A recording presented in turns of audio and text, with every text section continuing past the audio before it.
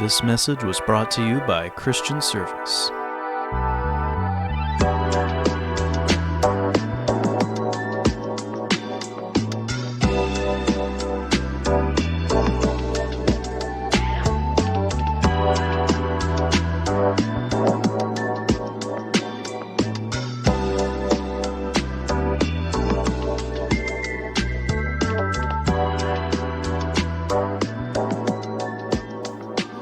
Good morning, good afternoon, good evening, and good night.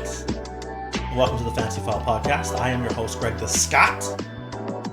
And I hope that this podcast finds you well, all across this great planet we call Earth. Today I am with a great group of panelist co-hosts, depending on how you look at it.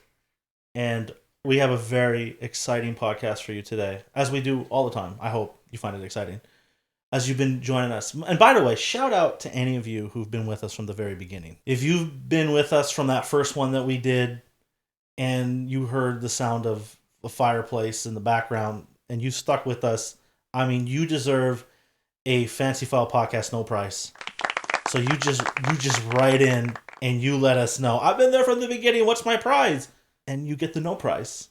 And you'll probably be very disappointed. But we'll shout out to you in the podcast itself. Now you might be asking, maybe it's your first time, what is the Fancy File Podcast? It's in the name. It's a podcast. The greatest underground podcast that most people will never listen to. But that's okay. That's okay. For those of you who listen, we love you. We appreciate you. Before we get in and I introduce the group of panelists that we have today, first of all, I would like you to go on Facebook, and we actually have 2 pages that you can like and subscribe to, and click the notification button. First of all, Christian Service. That is the ministry that overlooks the Fancy Files. So just go on there, and you're like, well, what is Christian Service? Again, it's in the name. We're Christians who like to have service. Whether we're doing it in someone's basement or we're renting a room, we're having service. We're worshiping God. So Christian Service, and you're like, well, what kind of name is Christian Service? Well, actually, when we kind of had started this, somebody, Mick, wrote out a flyer and put, like, we're going to have a Christian service. I'm like, there's the name. Christian Service, why not? So that's where it came from. And then go on the Fancy File Podcast or Fancy Files. Yeah, that's correct. Fancy Files. Good. And just like and subscribe there on Facebook so that you can get all the information. Basically just us telling you when we've uploaded a new podcast. But you know what? We're going to hopefully get someone really involved in the social media aspect. And don't forget, if you enjoy the Fancy Files podcast, follow us on YouTube. We do have other content that we definitely believe you'll enjoy. We have some sermons that we've recorded in one playlist. We have another set of videos called Mix Block, which are quick 5-minute devos. They're targeted towards the youngsters, but people of all ages will, of course, enjoy them. Wait, that was targeted towards youngsters? I thought it was targeted towards me. Oh. Some parts. The young and the young at heart. Me tumbling down the stairs. That was all Greg. Now, let me tell you something, folks. Okay.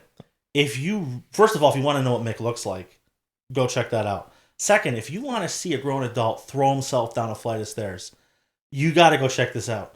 It is incredible. It is amazing. It will encourage you. It'll get you out of bed in the morning. Mick does his own stunts, by the way. He does. He's still recovering from that one, which was done 2 years ago. Yes.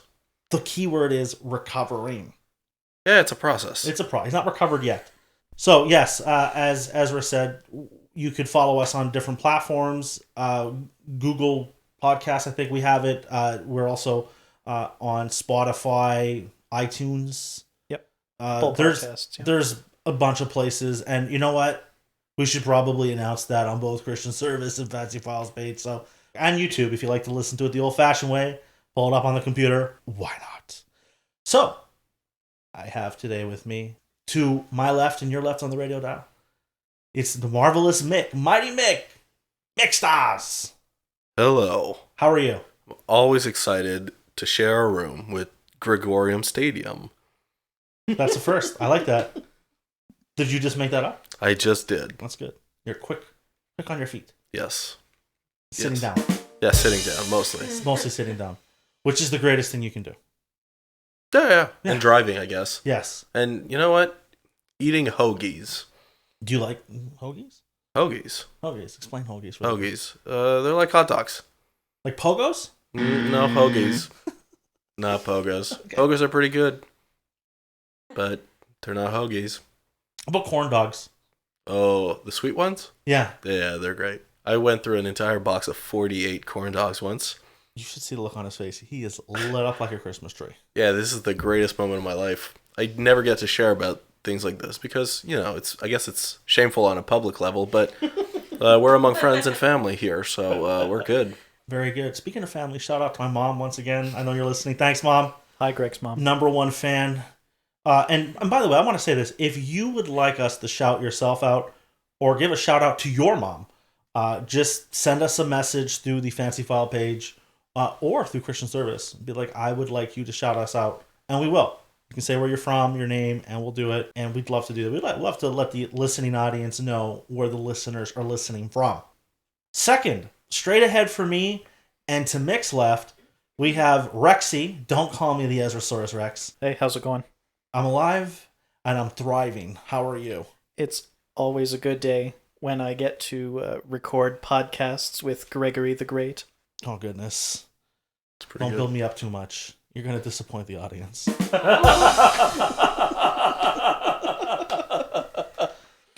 And we would like to say thank you to Rexy for all the work he does in recording and editing the podcast. We very much appreciate it. Always a pleasure. And then straight for me, straight for Ezra, straight for Mick, looking at the Melanie. Hello. I don't need to say hi yet. She Sorry. just jumps in. What is this? No, I'm kidding. How are you? I'm good. Good. I'm happy to be here with everyone. Excellent. Is there like some special tidbit you'd like to tell the audience? Is there a shout out? You want to shout out someone's mom? It's funny because one time I listened to the podcast and you said, if you want us to shout you out, just let us know. And I was like, please shout me out, but I'm on the podcast. So Well, shout out to Melanie, who's on the podcast. That's it. If you ask us to shout you out, you might end up being on the podcast. We decided, why don't we bring the listening audience in? Everyone who listens can now be a part of the podcast.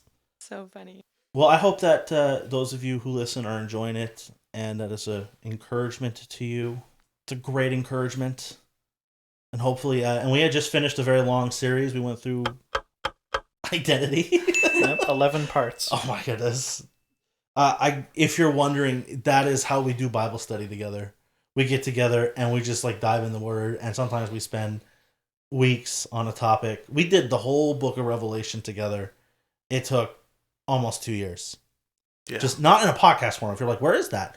It's not out there. This is what we did amongst ourselves, and so yeah, we're bringing like our little Bible study world to you to help you in your walk, and that's the whole point of this. If you're wondering, well, what is the point of this? Maybe some people listen for like the first 10 minutes, and it's like it's just laughter. Sure, some Christians don't like laughter. That's not good. No laughing. And I understand like there is verses that talk about inappropriate humor, and that's not what we're trying to do. But I guess some Christians take the whole humor part. They ignore the inappropriate part. They like no laughing. No, see, churches aren't Vulcan. We're allowed to express emotions. What if the church is from the town of Vulcan? We'll have to survey them and get back to you. To find out if these people have emotions. Shout out to Vulcan. If you're from Vulcan, shout out to you and you're listening. Fantastic. But then you'll sometimes have other Christians where they don't like anything serious. It's just all jokes. Yeah. Oh. Yeah, but you know what? This podcast is a pot of sweet and sour. We get, the jokes, So says you. and we get the serious meat. stuff. Yeah. We like giving the meat and we like having a good time. And this is how we conduct ourselves. We like to have a good time, obviously within appropriate reasons. And, Of course. but we also like to get in the Word. And when we're in the Word, we're very serious. And when we're just talking about life, we like to have a good time. We don't even have to try. It's always a good time. Some people have to try. That's fair. Who could that person be? It's not you. It's because I was going to sing a song, but Right on the podcast? Yeah. Do not break it. No. It's not podcast musical. That's not what we're doing here. Okay, so we're going to be starting a brand new series today. And we're going to be going through, actually, it's only 2 verses that we wanted to do. And I felt that in prayer, this is what was impressed in my mind. So if you're wondering, how do we decide what we do? It's just kind of like sometimes suggestions are made among the group. Sometimes when I'm praying, I will sense we should go in this direction. And then it ends up kind of like how we see how it flows from different podcasts. It kind of seems to all flow together, and that God is trying to tell us something.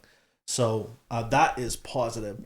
But so what we're doing is we're going through Romans 12. We're going to be reading verses 1 and 2, and that's all we're going to do for this specific topic. And I kind of believe it flows a bit from where we were the last time, so it can help us, I think, and help Christians. Because we need God's help. We need God's leading. We need God's direction. And the big question: how do we live for God? And there's so much of the Bible that is given in the New Testament that is given over to doctrine, and that's very important. But also the practical side. And often you'll see in the letters, you'll see some parts are given the doctrine, and the other parts on how do we live for God, how do we conduct ourselves, what does that look like. So I think it's important for us to dive in and to look at that, because unfortunately in some circles today, not in all, in some, you can get away from that, and maybe as time has gone on, some Christians are more struggling with that and have deeper struggles than they used to. So I feel that, after what we'd gone through, we dealt with, dealing with anxiety, we dealt with identity, and I think this would be an appropriate flow from that on looking at scriptures on how to live for God, how to get victory in our lives, and how to really change. Because that question is brought up: how can I get victory? And obviously, that's a lifelong process of sanctification that a Christian will go through. It doesn't just happen overnight. But victory is promised, victory is assured, because God says so. I just like to say, I believe it because God said so. And or the Bible said it, and that settles it. I know some people don't like that saying. If you don't like it, that's fine. I'm not going to debate. But I think for us as Christians, we do need, there's truth there. Well, the Bible says it as in, this is God's word. This is God speaking to us. And if he's telling us something, we should look in and dive in and see what it is that he says. So I'm gonna get Mick to read Romans 12, 1 and 2. Mick, read us the verses. Romans 12, 1 and 2. I am reading from the New King James. Amen. Oh, wow. I beseech you, therefore, brethren, by the mercies of God, that you present your bodies a living sacrifice, holy, acceptable to God, which is your reasonable service. And do not be conformed to this world, but be transformed by the renewing of your mind, that you may prove what is that good and acceptable and perfect will of God. Amen. Amen. Was that fun? That was a bit of a mouthful. So as I go through this, to my co-host panelists, please feel free if you want to jump in and share. Obviously, we'd love for that. There's going to be some questions I have for you guys, so prepare yourselves. And I would like to say this, for those of you who are listening, if something we say, because sometimes we fumble over our words. We're not pastors, we're not scholars, we're just Christians, lay persons, is that what you want to call? We're amateur scholars. I'd say we're students, amateur scholars. We're students of the word. Amateur as in not professional. No, yeah. But do you consider yourself a scholar? Of course. Okay, so we got the amateur scholar, and then we have the Bible students, and then we have Steelman, the Mick. Thank you. He's wearing a steel hat. That is not, by the way, a shout out to Steel. Hashtag not sponsored. Yeah, we're not sponsored by them. He's just wearing his hat. But we could be. Going off course. Okay. Yeah, so what I was saying, if something we say, you have a question on it, you need clarity, maybe we misspoke, because sometimes I listen and I re-listen to the podcast and I'm like, that's not what I meant to say. And I'm like, maybe some people are confused on what I was trying to say. But if you have a question or clarity, feel free to write in through the Fancy Files Facebook page or Christian Service Facebook page. And if we actually get enough questions, we could do an entire podcast based on the questions that are given. So just so you know, we love interaction. And obviously show, like, if you're just writing and yelling at us, and it's going like, wow, show obviously grace and kindness. That's what we ask. Okay, so as we're going to be going through this, there's actually a lot of powerful truth in these verses, as in any verse of the Bible. And these two verses, these are verses that have spoken to me for many years. And I've preached on this, not necessarily like as a pastor, but I've preached in youth of not conferences, but like a youth event. I know for me, these verses mean a lot. Maybe for you that you've read it. I want to, right away as we jump into this, Paul writing, I beseech you, therefore, brethren. I'm reading from the King James.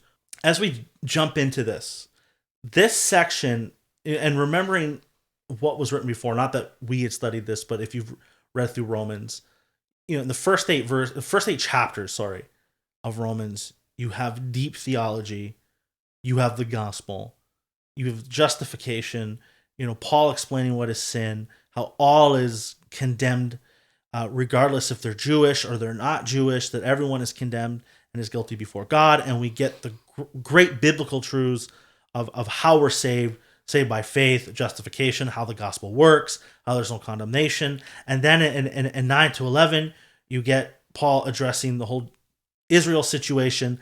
And then as we get into 12, and then the rest of Romans, you do get, okay, how do we live therefore now, being justified by faith, and for us as Christians, that is the question that we're going to ask quite often. How do we live for God? And what does that look like? And so the first thing, it's interesting that he says, I beseech you, therefore, brother. I remember we used to have a pastor at a former church when you see the word therefore, ask what it's there for. And it's interesting that he starts with the word beseech. Beseech, beseech. He doesn't come out with like, I'm commanding you. But he comes out with that word. Like, he could have come out with command. But he comes out like, I'm begging you. I'm begging you. Listen to this. Because what he's saying is so important for us as Christians on how we live for God, how we overcome. And that, yes, obviously Paul could have said, like, this is a command. But why is he going in that way more of like, I'm beseeching you? And I was reading a commentary where it talked about, under the law, there's commands. But in the New Testament, it's beseech. And I find that's not that there isn't commands in the New Testament, obviously is. But it's almost like a different way for us as looking at it. Because as a Christian, our relationship with God is different than, say, under the Old Testament. That the new covenant. Now we're in, like, God is our Father. We can say that intimately. Abba, Father, we cry out. And he's given us a new nature. He's changed our hearts. He's changed our desires. We're born again. The Spirit comes within us and is here to stay.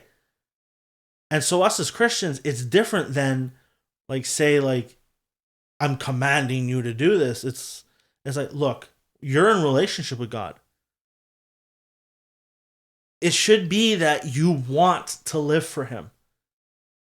That there shouldn't always have to be like, we're commanding you to do this, so to speak, like you're in the army, even though there is scriptures that talk about how we're in the army of the Lord. And there is, the implications that there are commands. So we're not denying that, but it's different. And so for us as Christians, that interaction we have with the Word, with the Father, it's totally different. It's not like you're going to work and your boss is giving you orders and you're following those orders. No, you're at home and your dad comes to you and he asks you to do something. No, he's asking you. He wants you to do it. But does your dad come and say, I command you to do this, son or daughter? Go do the dishes. I command you. No, it's like, can you do the dishes? And I know sometimes we don't listen. And then it's like, please, I asked you to do the dishes. But he doesn't come to you like a boss. He comes to you like a father. It's a different relationship. You're at home, or if you're married, and then your husband or your wife is like, can you do this for me? Can you go get the laundry? The wife isn't going to turn around and like, I command you to get the laundry. That would kind of be a little weird, right? Unless there's something going on there that you guys have set up. I don't know. But the reality is that that's not what takes place. So can you get the laundry for me, please? And then what? You get up and you go get the laundry or whatever it is. Why? Because you love that person. You care for that person. So I like how you kind of see that. I beseech you. I beg of you. I implore of you. Okay? I don't have to command you because you're in relationship with God. This should be something that will automatically flow out of your life. Wanting to do the will of God. So right away, if there is no desire for you to want to do the will of God, and it has to come from a place that I need to be commanded, then the question you should ask is, am I in relationship with God? Do I know him? Is he really my father? Because if you're reading the New Testament, and really even the Old Testament, and you come across and you look at these things as burdensome, as heavy, and obviously there's going to be heaviness in the Word of God. But if you're looking at like, oh, no, I don't want to do this. It's like, well, there's something wrong there. Because for me as a Christian, even in the Old Testament, like you kind of see what Paul says, like there was a love, there was a desire for him to want to follow the commands of God. And I think for a true Christian will sense that. The desire is there. You read the commands like, I want to do this because you love the Father. He's giving you new motives and desires. Just like when a man loves a woman, he's going to want to serve that woman. He's going to want to cherish that woman because he cares about her. You know, it's not some weird command. She's the boss. Some people joke about that, but reality, like she's the boss, or you're in the army and you've been ordered to do this, so you better obey or you're kicked out. That's not how that works for us as Christians. 100%. And you can even see this throughout the narrative of the Bible, right? It's often criticized of the Bible where people say, well, look, you see that, God changes in the Bible. Look how he's talking to Israel in the Old Testament, and now look what he's saying in the New Testament. It's not the same. And I would beg to differ, right? Like, although, yes, God is always loving, that's always present throughout the Bible, I do agree with what you're saying, where there is a very clear change in relationship when you look at Israel and you look at the church. When you look at the way God speaks to Israel, although it's full of love and, hey, you are my children, it is very much a master-servant relationship. He does frequently use the allusion of, hey, you are my beloved. I have adopted you. I pulled you out of the mire. You are my daughter, O Israel, O Judah. But you can see, as you mentioned before, there are very clear commands. I'm your master. You are my servant. I bought you out of the hand of Egypt. You are now my servants. And although, yes, that language is also used in regards to the church, more often than not, as you mentioned, there is language of, I am your heavenly Father. You are my adopted children. You have been adopted into my family by this new covenant, and we are the bride of Christ. So there is a change in the nature of the relationship between God and Israel and God and the church. It's just a change of like the nature of the relationship, not that God himself changes. Well, wasn't there at one point though, like God did refer to Israel as his bride though?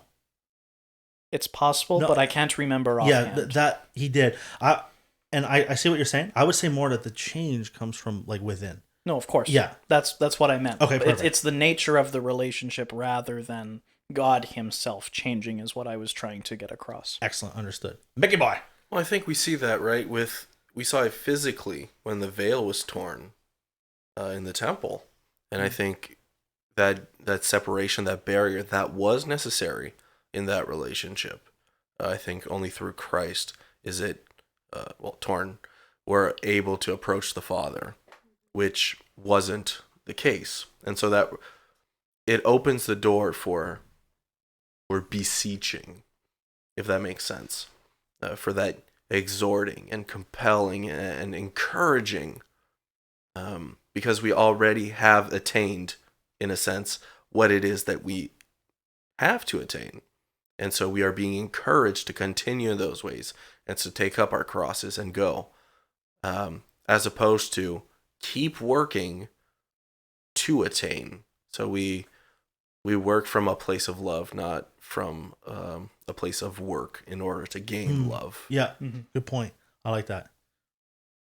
So as we go into what Paul's about to say, and really, if you're listening to this, I would encourage you to read, like, really from Romans 12 and on. Don't just stop with what we're sharing, because we're really getting, how is the gospel applied and lived out in our lives. Okay.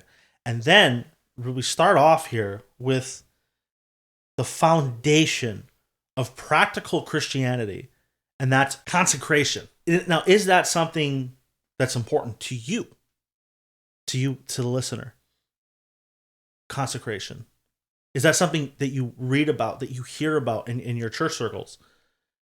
And I know from the movement that we are associated with, that for many years that was taught, not saying it's not taught today, but that has always been something that has been taught in the Pentecostal movement, to be consecrated unto the Lord. And now, unfortunately, sometimes it can go into legalism. So people would hear things like that and they get freaked out.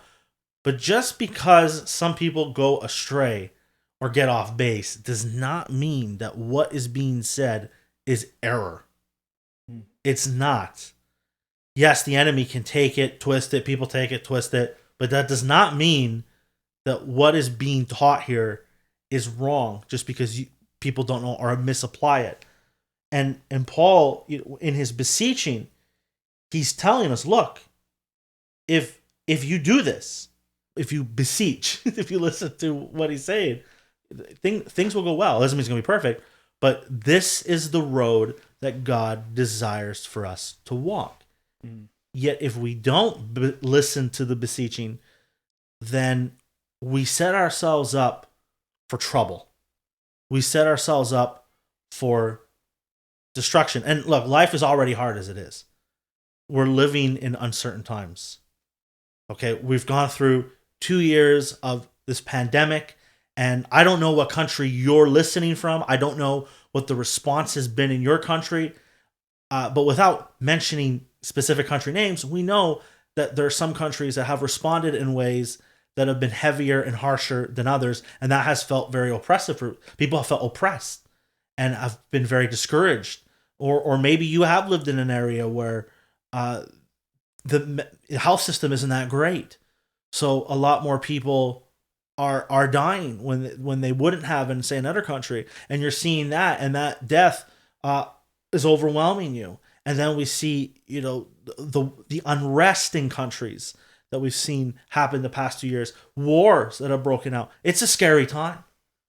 And a life on its own without all this is rough. Never mind all this. And the fact that we are in the world today, probably, so many people are dealing with anxiety, and this could be a time where this could be the most anxious period. I'm not saying it well, but how people are responding, and there's more anxiety and more, not saying that mental health was never a problem in the past, but now we're talking about it more, so we're more aware of it. And a lot of people who maybe before were more mentally, stronger are struggling. So that's just day-to-day life. And if we're not following what the Word of God is saying, then on top of all those struggles, we're just going to put ourselves in an even worse situation. All right, now I want to look at that consecration part. Consecration. We have a English professor. Thank you, sir. Anytime. I beseech you, therefore, brethren, by the mercies of God. Now that goes deeper in this. Paul kind of pleading with us and I like the mercies of God, the compassion of God. See, what Paul is saying obviously is inspired by the Holy Spirit. And that means that, this is God breathing through him what is being written out here, Scripture. If you're unaware of this, we believe that the Bible is the Word of God. It doesn't just contain the Word of God. It is the Word of God. And every word, Jesus said, man shall not live by bread alone, but every word which proceeded out of the mouth of God.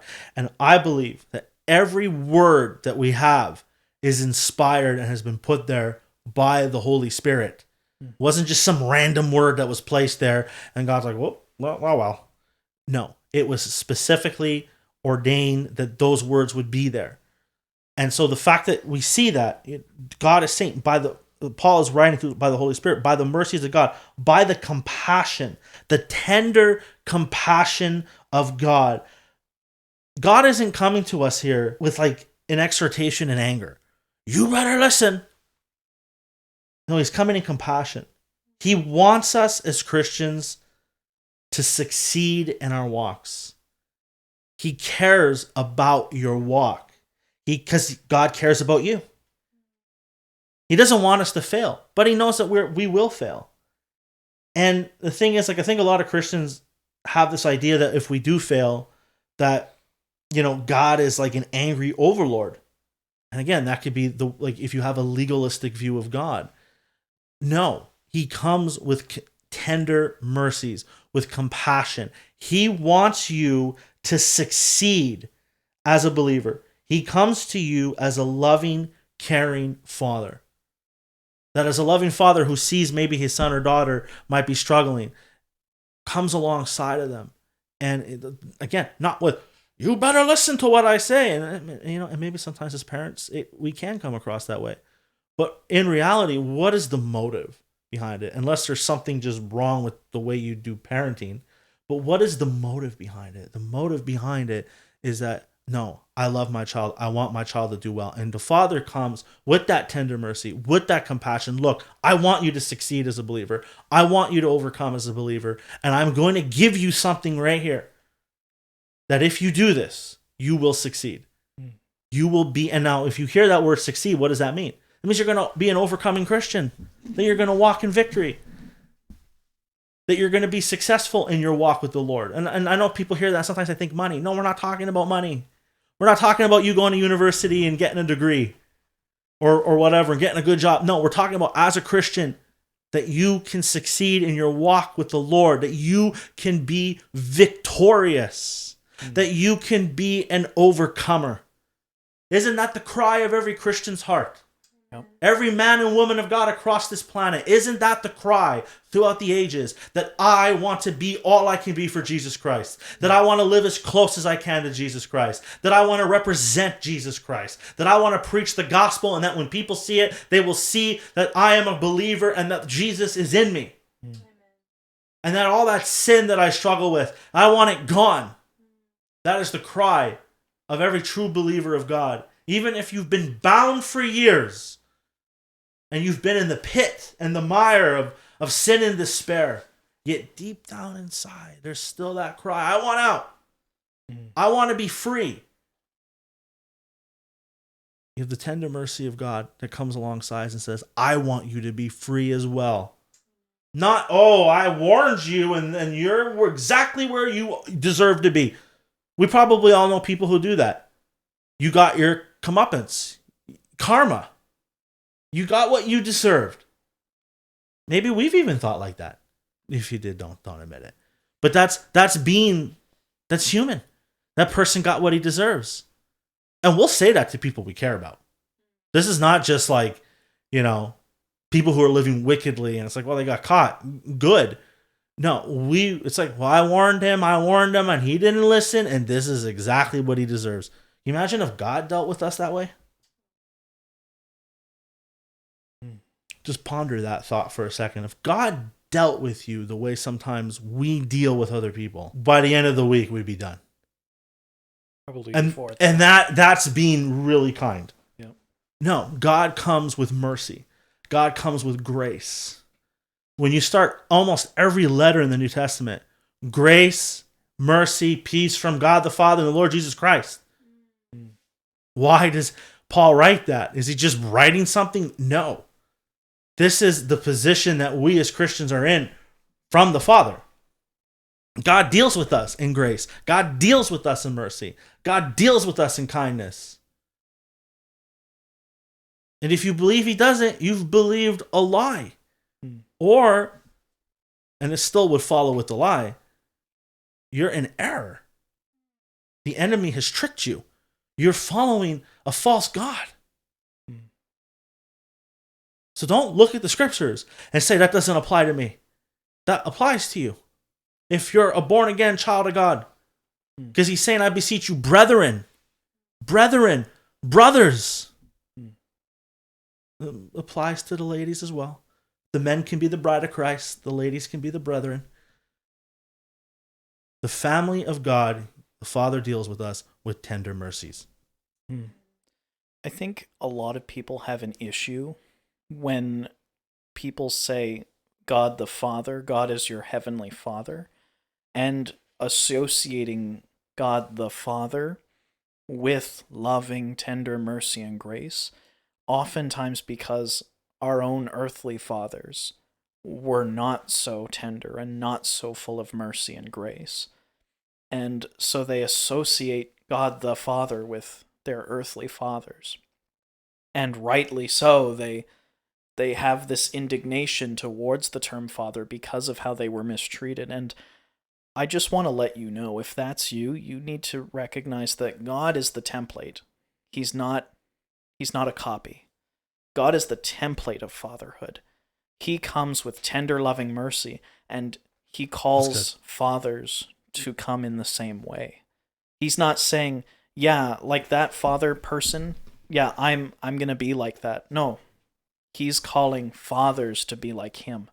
So if you struggle with an absent father or an abusive father or just a father who is very rude and not full of kindness and love and mercy, please understand, God is not like that. God calls your father to be full of love and mercy, and it's in his disobedience that he is acting that way.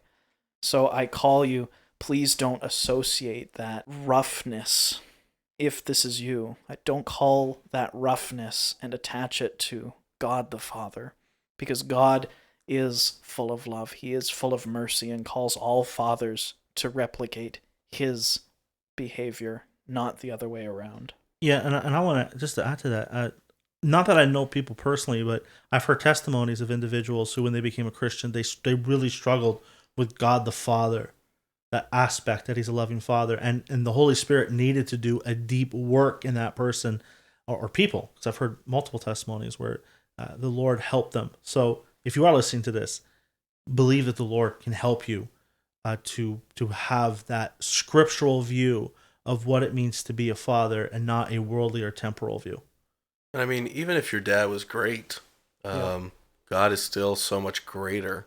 Amen. So I think in the same vein as we shouldn't try to picture God as our father on earth, we probably shouldn't put him in a box of how great our dad was.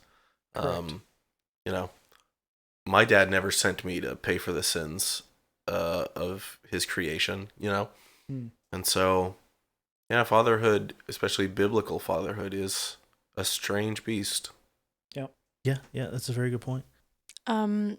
I think, I have it on my heart to share the definition of mercy and of grace, because I've been doing this really good study with a really good friend, Robin.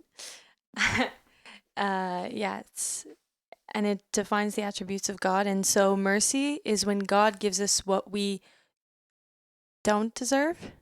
Am I correct? Yep. Grace is when you get what you don't deserve. Okay. Wait. Okay. Yep. So mercy is God not giving us what we deserve, which is hell. He doesn't give us that. And then grace is when he gives us what we do not deserve. Okay. Bingo. Awesome. Thank you. I have a really good group of friends. They help me out because they can get confusing. But I think the friends or the doctrine? Both are really good. No, you said they could get confusing. Who can? The doctrine or the friends? Oh, okay. Well, the friends are not confusing, and the doctrine. Yeah. Sometimes they can be confused, though. Oh yeah, that's true. Continue. That's true. So I think I like that the word mercy is being used, because it shows that God really really cares for us, and he is he's just such a loving father that we all like deserve wrath, and we all deserve to go to hell, but he spared us because of his son. And so when we understand what comes behind the mercies of God, because he's given up himself, because Jesus has given up himself for us, he's calling us to do the same. And so that's why it talks about becoming a living sacrifice. Because of what we've received, we have to also give that to Christ. And also when Paul talks about like sharing in the sufferings of Christ, he also talks about that. And so, yeah, that's what I wanted to say. Thank you. Now, what is God and Paul, what are they beseeching us by their tender mercies, by God's tender mercies to do? And as we read before, and as Melanie just said, that we would present our bodies as living sacrifices, wholly acceptable unto God, which is your reasonable service. Present our bodies to God as living sacrifices. Okay, so we hear that sacrifice, and that's probably gonna, if you've studied the Bible, that's and if you haven't, and we're still gonna share this, Old Testament times, that in Israel they would bring sacrifices before the Lord on an altar, whether it's and there were different types of sacrifices for sin, trespass offerings, and sometimes just an offering they would bring themselves. Certain times a year they would do that, and so they would bring, and when you would do that, what would happen? That offering was given completely to God. Okay, and then the whole, you would read in the Old Testament, some parts of it were given to the priests and whatnot. But I don't want to focus on that too much. But that idea that when you're bringing a sacrifice to the altar and you're giving that offering to God, it's given completely. You're not going back for it. And so for us as Christians, when we're seeing that God is calling us to present our bodies as living sacrifices, we're to give ourselves wholly and completely unto Jesus Christ. Okay? That means we can't give a half-hearted devotion. We cannot give to him a half-hearted devotion. He either has us all or he doesn't have any of it. And I would hear preachers say, like, he's either Lord of all or he's not Lord at all. And I know some people, oh, wait a second, God is always Lord. Yes, I know that. But Jesus does warn us, there's going to be many who say, Lord, Lord. And on that day, Jesus is going to say, depart from me, I never knew you. So if we're going to call him Lord, and yet we're not giving him everything, then is he really Lord of your life? If you're going to say, yes, I'm a living sacrifice, but he doesn't have everything. Again, remember, when the sacrifice was given, it was not taken back. It was not taken back. It was given to the Lord, and there it stayed. Now, I know, but Greg, I struggle. I know that. It's a sanctification process.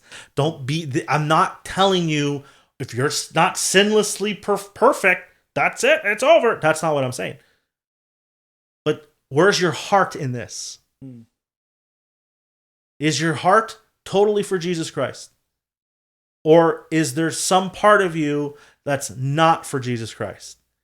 And that's where you have to look in your life. That's why Paul is beseeching you by God's tender mercy. Come on, guys. Come on, brothers and sisters. You see, if you have an idea that doctrinally, once you get saved, no more sin, no more struggle, you're giving yourself over as a sacrifice to God, and that's it, you'll never struggle, then who's he writing this to? Whoa, man. He's writing to brethren. He's writing to Christians. The fact that he needs to beseech you means that as Christians, we will struggle giving ourselves as a living sacrifice. Yes, that's good. Yeah, all of us. This is going to be a lifelong battle. But where's your heart at, though? Is your heart's desire really for him? Then if it's not, then you need to fix it. That's why he comes with tender mercy and compassion and beseeches us. Because this isn't necessarily something that you can command on somebody. Because it's not some rigid command, sacrifice yourself. No, this is a free offering that we give as a believer to be a living sacrifice before God. Because what does God want? When you read in the Old Testament, even with the sacrifice, even when he did command them to give sacrifices, at some point, and I think it might have been Isaiah, so forgive me if I'm off, but I know it's in the Old Testament, he was so fed up of their sacrifices. Why? Because their heart wasn't there. They were just doing it. They really meant nothing to them. And he's like, your sacrifices, away with, I don't want it. Because their heart, it wasn't an act of worship to God. He wants you to willingly give yourself up to him. He wants you to do it in a heart of worship because you love him and he's worthy, not because you were commanded to, in a sense of like, oh, I better do this. No. He wants you to say, I want to do this. Yep. And I think a perfect example of this was Paul himself. He was part of the Pharisees. And we often forget that. Paul himself was a Pharisee, which means he had a position of influence. He probably had great wealth. He probably had a spouse, even. And all of those things he gave up to serve Christ. When he had that encounter with Christ, his whole life changed. He gave up his influence in the Pharisaical group. He gave up his spouse, because we see in later books that he wrote, he was alone. So it is not hard to believe that his spouse left him because of Christ. Now that's debated, but yeah, it's debated. Yeah. So don't take my word for it, but there is a lot of evidence to suggest that it's possible. So, but he gave up for sure his influence as a Pharisee and his wealth as a Pharisee because of his love and his passion for Christ. So it's not hard to believe at all that Paul is not saying this, oh, this is a rule for you, but not for me. Like, he lived this out. Yeah. And it changed his life for the better. And it will change your life if you do this as well. Of course. Yeah. But all this to say, this isn't coming from a perspective of, oh, rules for thee and not for me, Paul. It's like, no, Paul was living this out. He lived this out in prison. And then, of course, he lived it all the way up to his execution. Paul was living this out. He was a good example of what he was preaching. Mickey. Yeah, I really like this idea of living sacrifice, because I think we always, well, not us, but I think culturally there is this desire to separate the Bible in parts and to let some parts behind. And the idea that Old Testament is brought up constantly is a good reminder that the Old Testament is full of content for us to read and to study, and that it's necessary for us in our growth. Back in the Old Testament, like you were saying earlier, sacrifices, dead sacrifices were sufficient, kind of. And then Christ was the ultimate sacrifice, and so animals were no longer necessary. But then what is necessary? It's human sacrifice, not, some like Kali Ma way, but in like a just normal living sacrifice, not dead sacrifices. And so this idea is just such a blessing, I think, that we are to yield fully to be instruments of God's righteousness, I think, is really what we're being called to. Being used by God as means for him to call his people to himself. Amen. That's good. Okay, I think we're gonna land the plane there for this podcast, and next week we're gonna pick back up with this thought. So, I am Greg the Scott. I hope today was a great blessing for you, and that it encourages you to give yourself completely to God. So, as your host, I'm Greg the Scott. I want to thank you for listening. I had with me the marvelous Mick. Thank you for having me. Rexosaurus Rex. Always a pleasure. Rexosaurus Rex. And the Melanie. Bye. It was nice being here. God bless, and thanks for listening.